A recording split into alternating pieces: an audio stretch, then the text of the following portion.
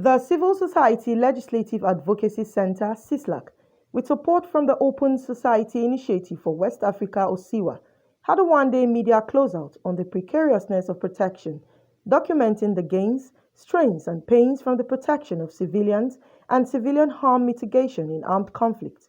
The need for security officials to take proactive measures to support civilians was emphasized.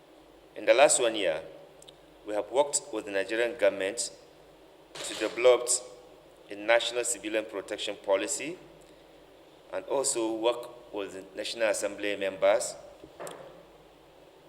to encourage them by advocating to have also a legal framework that will put civilian at the heart of every civilian security operation in Nigeria. We feel very satisfied at the progress we have made so far, together with their own support. Civilians in all parts of the 6 geopolitical zones in Nigeria are always caught in the fight between government and bandits. This has resulted to loss of lives of thousands of civilians. Speaking at the media roundtable organized by CISLAC, the executive director, Awal Rafsanjani, stated that CISLAC has in the past 1 year expressed the strains, feel the pains and count the gains of protection of civilians. He said one of the mandates of the National Assembly is to make laws for peace and harmony for civilians as the 2023 elections are approaching. The kind of progress and achievements CISLAC has so far recorded will not have been possible because you have demonstrated your commitment to safe and protected country, secured country, by using your platform to anchor policies, practices, and compliance to ensure maximum protections of Nigerians in the mix of uncertainty and insecurity that has claimed many, if not thousands, hundreds of thousands of civilian lives. Rafsanjani also stated the need for security officials to be trained to minimize casualties that many civilians continue to encounter.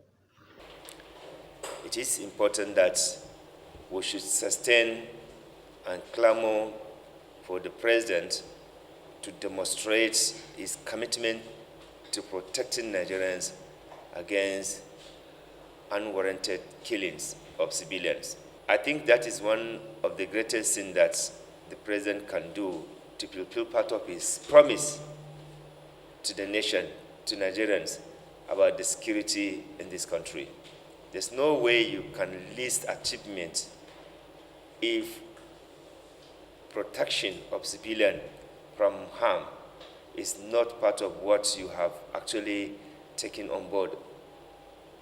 Approve it, operationalize it, and let there be compliance. That's how the president can actually be proud to say that part of his promise to Nigerians about securing the country, securing the people is achieved. The Nigerian army needs to be encouraged to strengthen better working relationships with civilians. CISLAC has also called for total withdrawal of all army officials from our roads. It is important that we as a nation take every necessary steps to restore the integrity of our security personnel and security agencies. The deployment of the Nigerian army on the streets in Nigeria everywhere is reducing the personality and the respect that Nigerians they have on our army. It is important that the government do everything possible to reduce the presence of the army on our streets in this country. There's need to equip properly the Nigerian police to carry out the policing, effective policing that is needed in this country. The worrisome trend of intimidation, rape, harassment, psychological violence, assault, etc. by security forces on civilian communities within the country is alarming.